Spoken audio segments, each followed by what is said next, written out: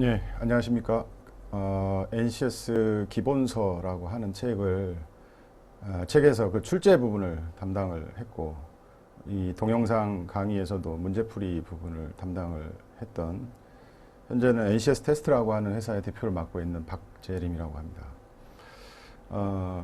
오리엔테이션 그 샘플 강의를 통해서 여러분들에게 어떤 얘기를 해드리는 것이 가장 유익할까라고 하는 생각을 하다가, 최근에 NCS 시험에 대한 어떤 오해가 있어서 이거를 정부에서도 굉장히 우려를 하고 있고, 그래서 어떤 오해가 있고 진실은 어떤 것인가, 그 중에서도 이 공기업 시험을 준비하고 있는 그런 수험생 입장에서 꼭 알고 계시면 유익할 만한 그런 내용을 좀 말씀을 드리려고 합니다.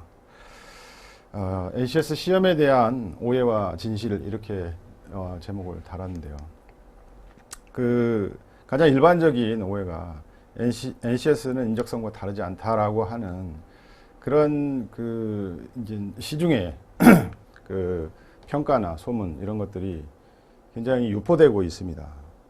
근데 사실은 그렇지 않습니다. 내막을 쭉 들여다보면, 물론 이제 왜 그런 오해가 생겼는가 하는 거에 대해서 제가 이제 설명을 드리려고 하는데, 내막을 들여다보면 절대 NCS와 인적성이라고 하는 것은 출발 배경부터가 다르다라고 하는 것을 좀 말씀드리려고 하는데요.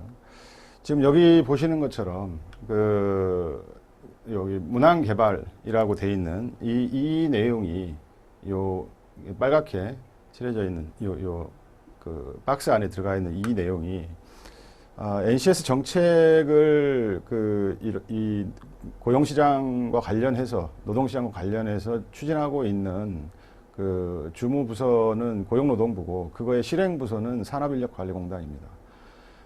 산업인력관리공단이 연초에 2015년 초에 제시했던 NCS 채용에 관한 가이드 및 매뉴얼이라고 하는 그런 어떤 자료가 있습니다.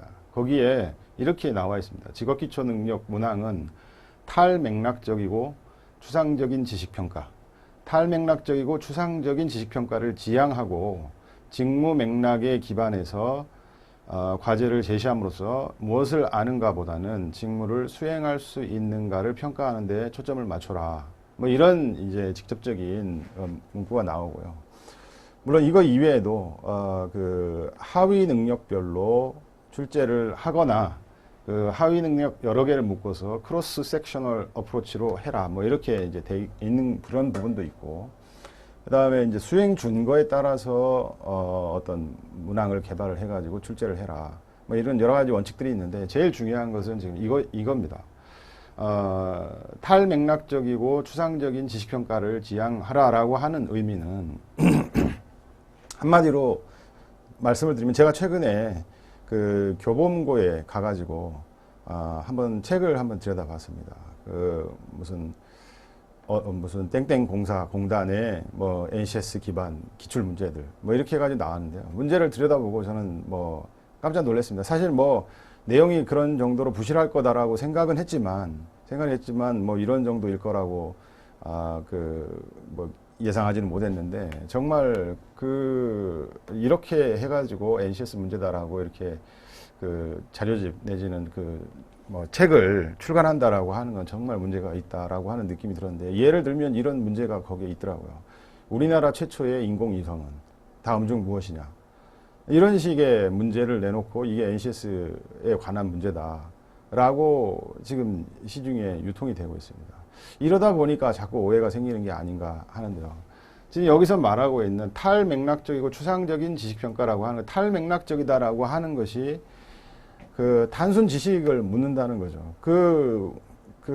회사에 들어가가지고 어떤 직무를 수행해야 되는 그런 학생을 그러니까 지원자를 선발하는 그런 시험에서 우리나라 최초의 인공위성을 아는 것이 그게 뭐가 그렇게 중요한가. 근데 과거의 시험들이 다 그런 식의 단순 지식을 측정하는 그런 문제들이었기 때문에, 이렇게 해가지고는 안 되겠다라고 해서 출발된 것이 NCS라고 볼 수가 있는데, 그런 류의 문제들이 요즘에도 계속 이렇게 유통되고 있다라고 하는 것이 지금 큰 문제다라고 하는 것이고요. 아니, 그럼 이런 식으로 그 탈맥락적이고 추상적인 지식평가를 지향하고 직무 맥락에 기반해서 직무를 수행할 수 있는가 평가하는데 초점을 맞춰라. 직무를 수행할 수 있는가라고 하는 것을 알기 위해서는 그 KSA 그것과 관련된 지식을 명확히 알고 있는가. 그 다음에 그런 어떤 행동들을 골라낼 수 있는가.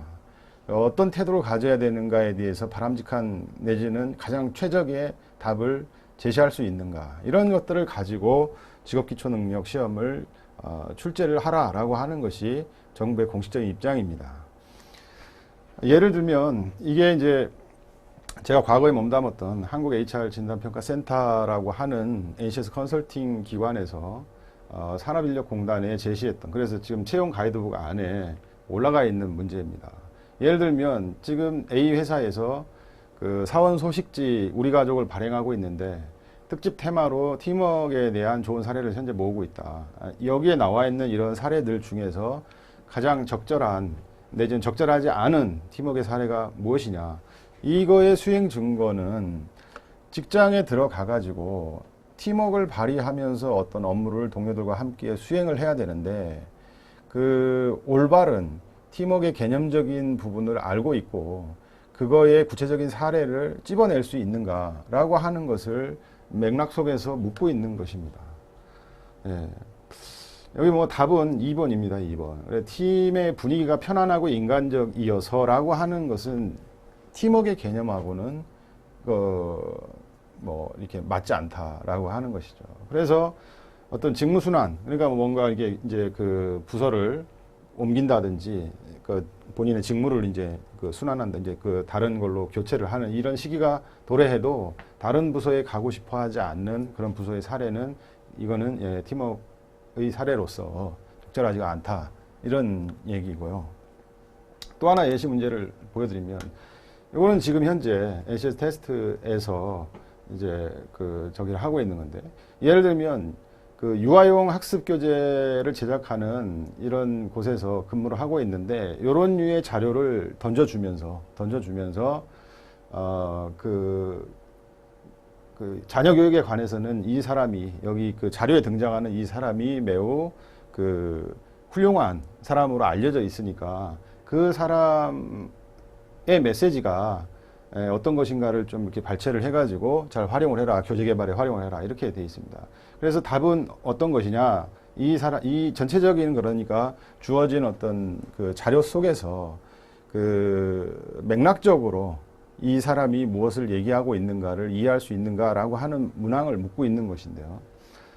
특히 그냥 단지 뭐 경험담 해가지고 어떤 표현이나 어떤 문법적인 것이나 이런 것들을 묻는 것이 아니라 이 전체 내용 속에서 맥락적으로 이 사람이 전 여사라고 하는 사람이 가지고 있는 어떤 그 자녀 교육의 철학으로서 적절하지 않은 것은 무엇인가라고 하는 것을 묻고 있는 형태이고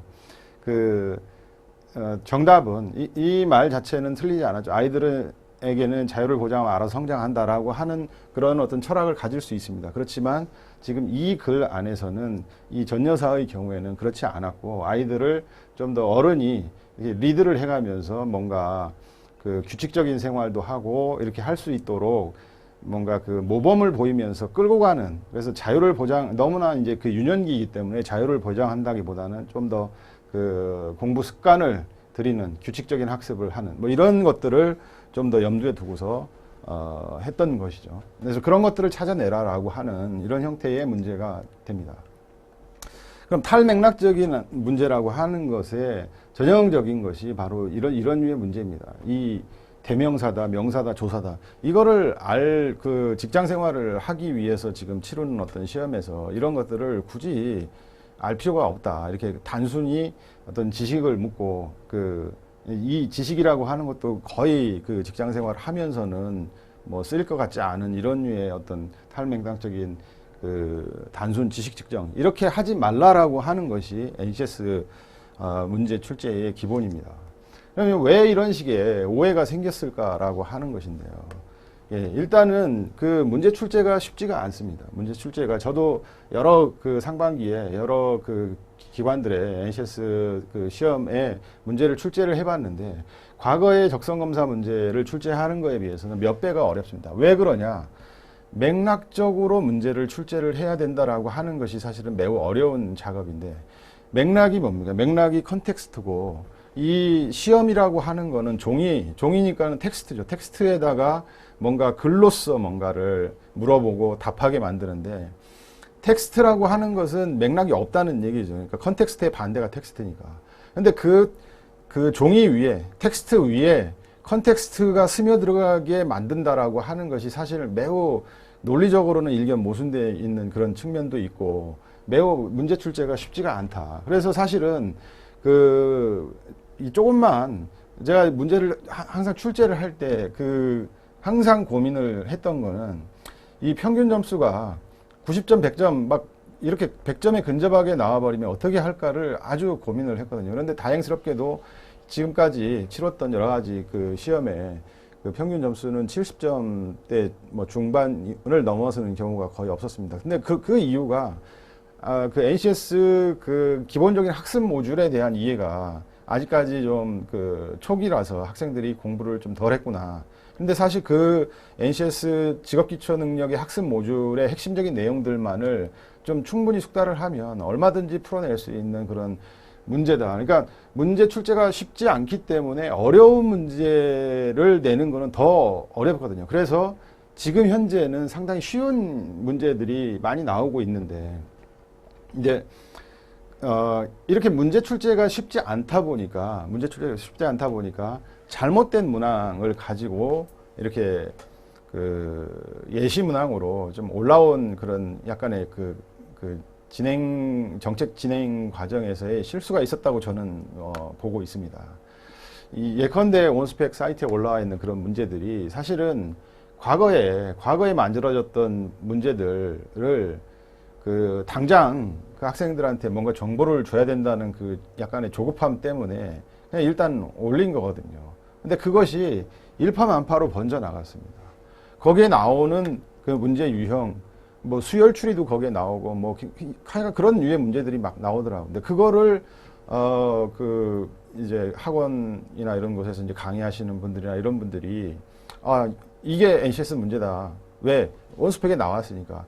이렇게 하다 보니까 그러면 뭐 과거에 있는 인적성 검사하고 별반 틀리지 않네. 이런 식의 이제 그 현상이 벌어졌던 것이고요. 전혀 그렇지 않다라고 하는 것을 말씀을 드리고. 그러면 지금과 같은 상황이 주는 의미가 뭘까? 저는 개인적으로 아주 좋은 찬스라고 생각을 합니다. 지금 현재 문제를 개발하는 곳들을 제가 다 이제 면면을 어느 정도 알고 있는데 이 직업기초 능력을 출제하는 그런 어떤 노하우나 역량이나 이런 것들이 충분히 지금 개발되지가 않았습니다.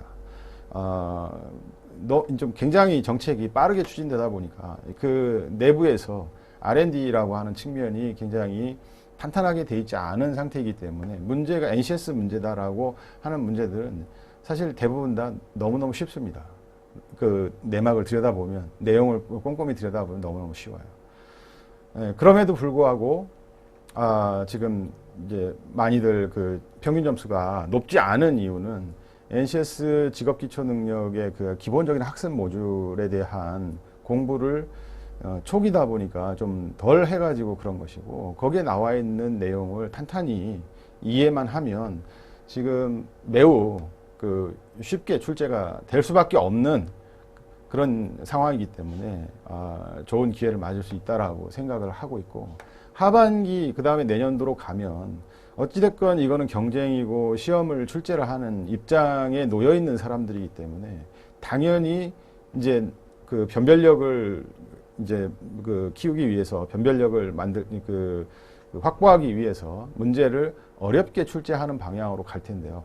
어렵게 출제하는 방법이 굉장히 지금 R&D가 잘 안 돼 있어가지고 쉽지가 않습니다. 그래서 그러면 제 예상으로는 어떻게 이게 진행이 될 것 같은가?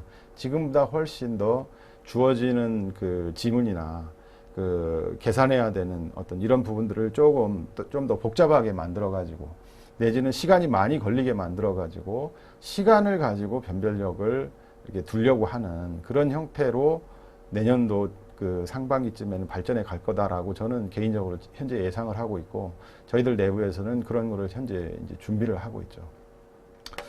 이상으로 그 NCS에 대한 오해와 진실에 대해서 말씀을 드리고, 그 NCS 기본서와 동영상 강의를 통해 가지고 그 수험생 여러분들에게 어떤 좋은 그런 그 효과가 있기를 바라겠습니다. 감사합니다.